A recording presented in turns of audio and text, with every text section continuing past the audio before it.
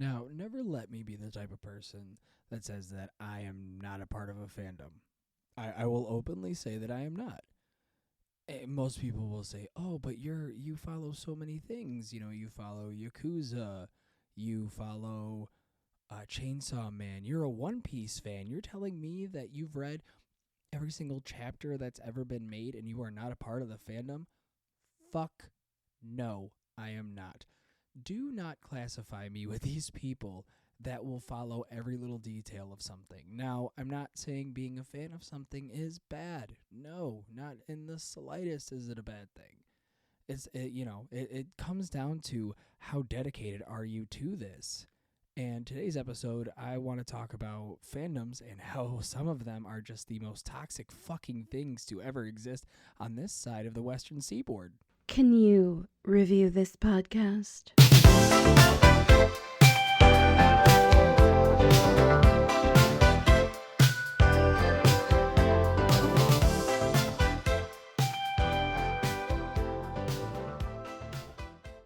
How's it going, everybody? I am your host with the wiener to match his demeanor, the podcast daddy. Now, as I said in the beginning of the episode, today I want to be talking about fandoms. Now, that's a weird gray area because some people think that because you're a fan, you must be a part of the fandom, and that is absolutely the farthest thing from the fucking truth I have ever thought of. Now, I will say this. Yes, I am a fan of One Piece. Do I consider myself part of the fandom? Hail to the motherfucking no. Because I have seen some of the most toxic shit come from those people. It's the same as being a fanboy of Dragon Ball Z, where every time you bring up an anime or there's a new shonen that comes out, the very first question that you're going to hear from Dragon Ball Z fucking dick polishers are, but can he beat Goku? But can he beat Goku? But he may have all these super ultra big powers, but can he solo Goku? It blows my motherfucking mind that people still think to this day that comparing one character to another automatically makes it the greatest thing in the world. Now, fandoms aren't that bad. There are some that if you kind of leave them alone, they just do their own thing, and if they do their own thing, they are a pretty decent group. And that is the slice of life people. Those are the people that I've realized if you leave their shows alone, they won't say a goddamn thing in the anime community or the manga community.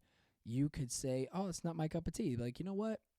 I got you, fam. I understand that. I totally get why this isn't your cup of tea. May I recommend this thing? This might be more your style. You'd be like, "Nah, I just think slice of life ain't for me." And they're like, "Okay, cool. Well, I'm not going to push it if you're not about it." But holy shit, the moment you remotely even start trash talking a slice of life, it turns into World War fucking 3. They will sit here and drag you down to the bottomless pits of hell, curb stomp you into oblivion, and then piss on your casket. And it amazes me that people who are fans of such a chill type of story are so evil and so vile and so scary, so terrifying. Now, there are very toxic fandoms. I'm going to say this. I love Berserk. I love this story. The story is great. And when it ends, I will be extremely sad simply for the fact that I thought it was great. And once it's done, I'm going to be kind of happy because it deserves a decent ending. But oh man, if you want to see what the human race has to offer in the most vile, sewerish shit, go to Reddit and just look up a Berserk subreddit. Now, obviously, the first thought is, well, I'm going to Reddit, so I'm going to find only deplorable shit. Touche. But it has started to leak onto other social media. There was a post that said,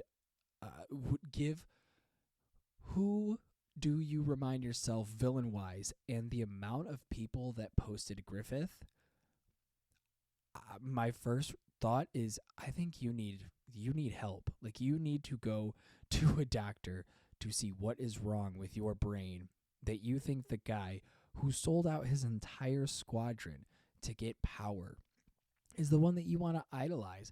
And then, of course, you get the her Griffith did nothing wrong, her types that you just know they're doing it to be shit heels. It's weird. It's weird that you are openly supporting a guy that did a bunch of abhorrent shit. If you think I'm joking, just look up a Griffith review on YouTube and you will see every small thing that man has done, and then go look at those posts and think, wow, a lot of you really should probably go outside and touch fucking grass or interact with another human being.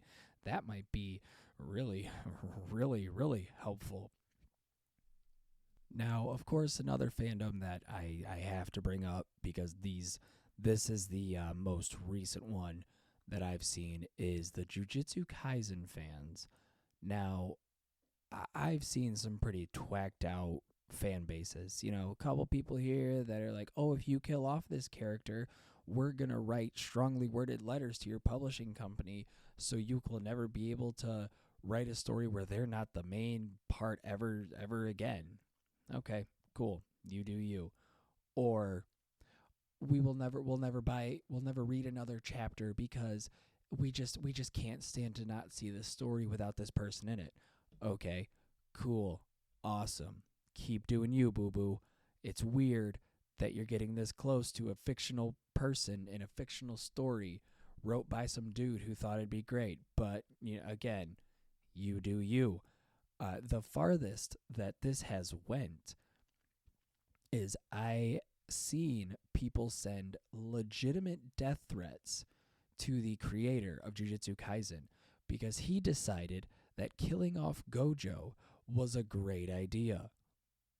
I don't know why people got so fucking turned over the fact that a fictional character died. I understand you build a personal connection and you form some sort of weird bond with this character that, but he was the OP character of the universe. Like, nothing could kill him.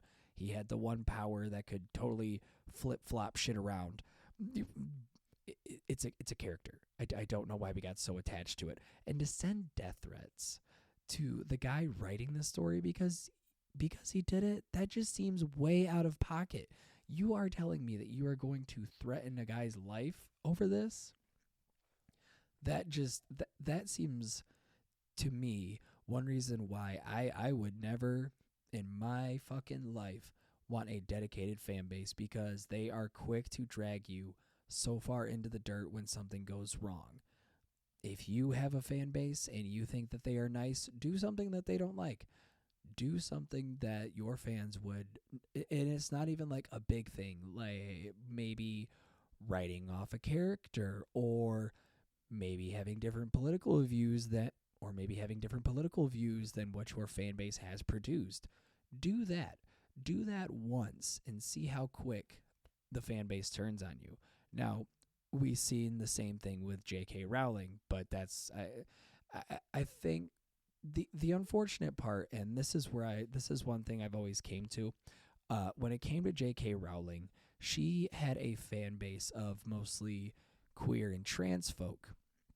So when her books got big and she decided this one is shot yourself in the foot, and then looked around at everybody and said, why the fuck does my foot hurt? Why can't nobody explain to me why this happened? Well, unfortunately, a lot of your fan base were trans and queer folk, and then you want to go on social media and openly say that, openly just admit that you're a TERF. Like, you are going to your audience, spitting in their face, and then when they say, well, we're just not going to buy your books anymore, we're going to publicly shit talk you. I'm not for the dragging the name through the mud. They do that and up themselves, but that's my personal opinion on that. I think the way she went about it was absolutely fucking stupid. It made no sense. And to be mad about that, no idea. No idea why you would just talk shit about a fan base that made you literal. I could only, and this is just going off of base knowledge of what I have, millions of dollars off of an IP that you made. You're just going to shit in your hand and throw it right at them. Sure, you do you, girl. You do you.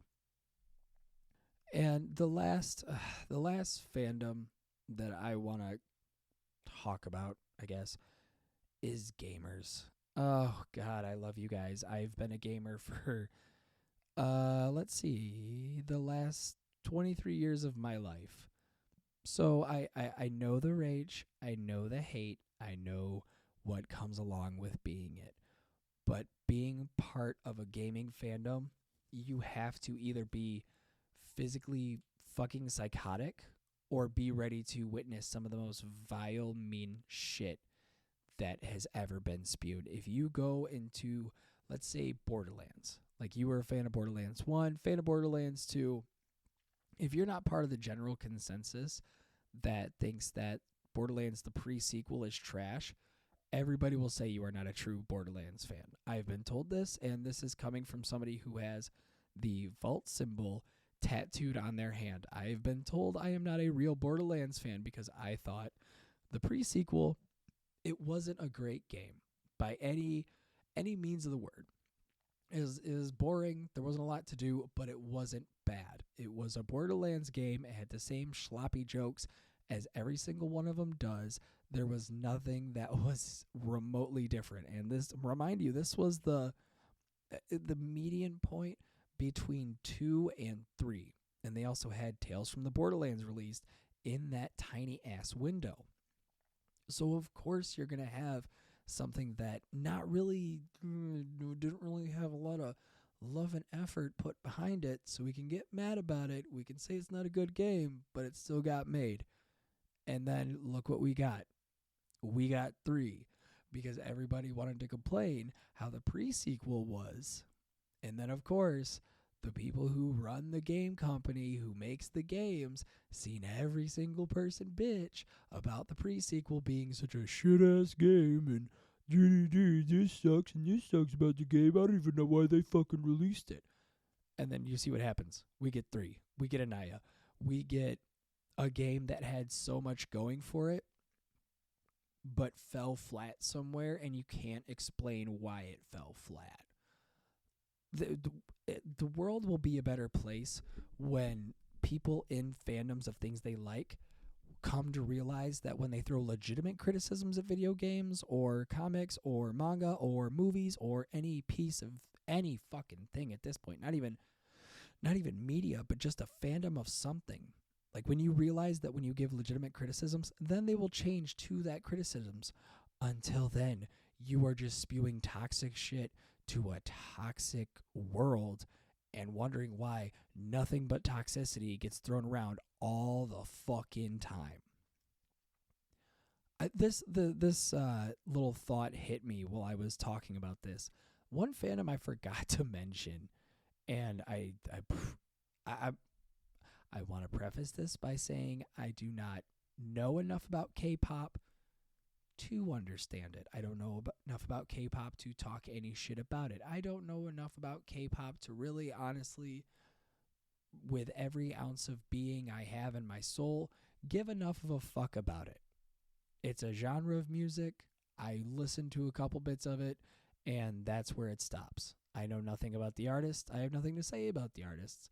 It might be good music. It might not be good music. I don't know. The farthest thing I have is baby metal. That's where it stops. That's where my knowledge of K-pop stops. I want to make that clear before this gets released, and then all of a sudden I get...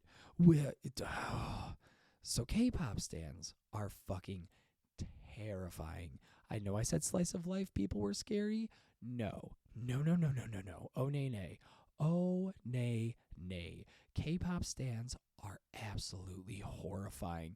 If you were on Twitter back when it was an actual good website and not just some,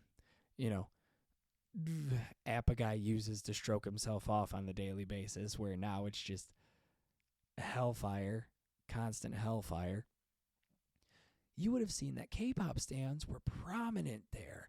And one time, I think Keemstar of Drama Alert said something about a K-pop group, or reported a story that wasn't true, or the information was just a little bit off, and they released his full docs, went after his daughter, went after his wife, tried to get his account shut down simply because this man made a tiny statement. They went through the entire ringer. Now, obviously, somebody in that caliber of online bullshittery, that's a fucking Tuesday. So what these people have to do is nothing new. But the fact that they will go so openly and publicly with dragging people for not liking a genre of music or making a statement about the bands is absolutely wild. And these parasocial relationships that we're starting to build through fandoms is definitely a big contribution to I think a lot of the reasons people don't want, like, they want their media to be known. They want their games to be known, they want their music to be known. They want everything to be known about what they make.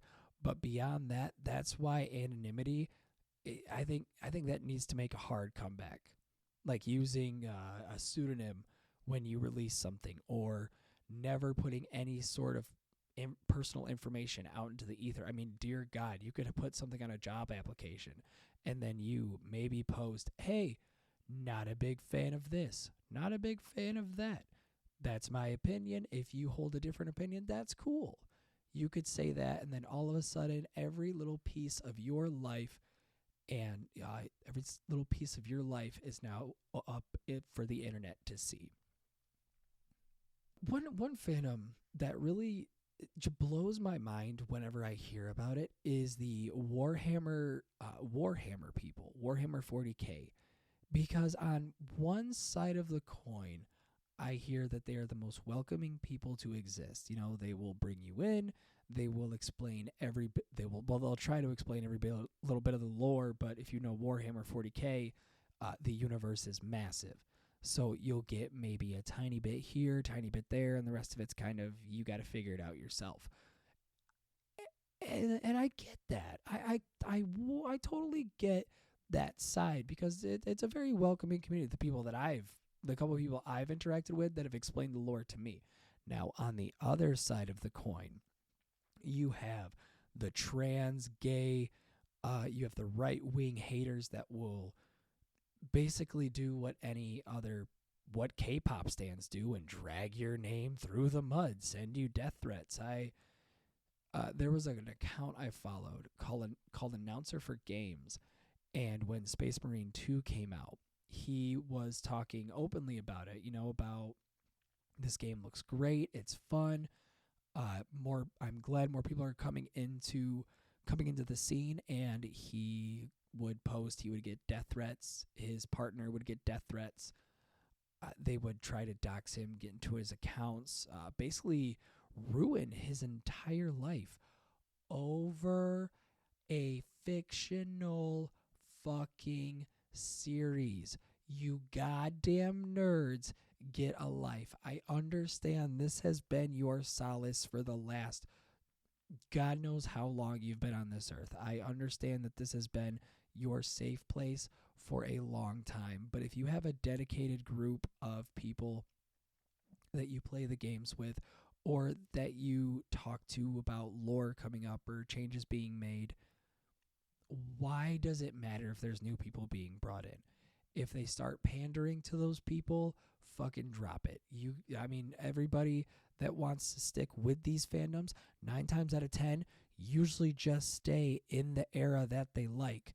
And anything beyond that is just fake and gay. That's all it is. That you guys aren't going to leave the era to begin with. So when new stuff gets released, and there's even a tiny bit, you're like, "Oh, I can't. It's the woke agenda. The woke agenda is killing my favorite IP.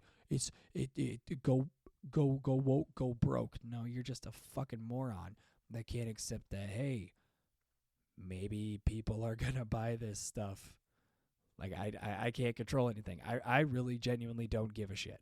I think getting so ass hurt over an IP simply because there are new people entering it that just want to change small things about it or make it a little accessible to them. Cool. Don't give a fuck. It's a fictional story. It is a fictional story that has fictional characters in a fictional fucking world. There is not going to be some magic teleporter that's going to open up in the middle of your living room and a space marine is going to pop out in the fucking armor with his gun and be like, you need to come help us fight the Great War, brother. You need to come do this with us. That's not going to happen, dude. I hate to be that guy. I hate to burst your bubble that you've been holding on to for the last 2 decades. Really don't want to be that person, but I think it's time to realize that it's a fictional world. Please grow up. Please. So, with all that being said, fuck fandoms. I don't like you guys. Don't ever assume I'm in any part of a fandom, ever. Please, God, please don't ever put me in a fandom of anything. I will be a fan, but I will never be so far into something that I consider myself in the community. Good. I hate that word. I hate that word so much. Starting next week, we're going to start reviewing mangas. That's kind of what this whole podcast was supposed to be about, but with the holidays coming around and everything about that, I just haven't had time to sit down and read something.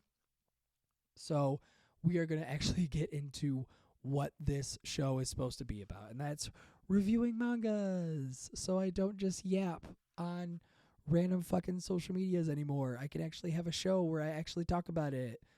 The first one, I'm going to revisit an old classic that I actually think was my first, not my first episode of Weeb Shit Wednesday, but my first decent one, and that's Porn Star in Another World. It has gone up another 20 to 30 chapters since I last reviewed it, so I would like to revisit it and see what's changed, see if it's gotten better, see if it's still the goofy schlock that it was when I read it the first time. So with all that being said, ladies and gentlemen, I hope you have a wonderful day. I hope you have a great evening. And as always, please, for the love of God, keep your balls clean.